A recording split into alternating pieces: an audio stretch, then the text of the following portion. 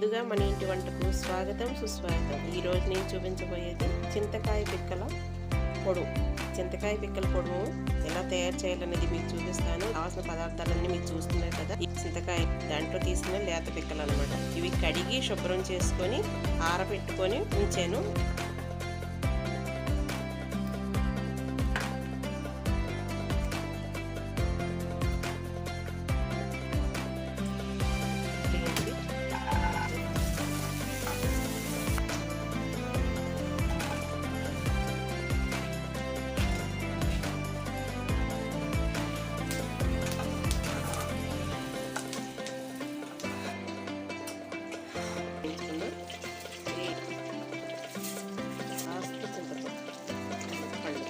గుమగుమలాడే కమ్మనైన చింతకాయ పిక్కల కారం మోకాళ్ళ నొప్పులై ఉన్నవాళ్ళు తప్పకుండా ఇది వాడి చూడండి, చాలా మంచిది.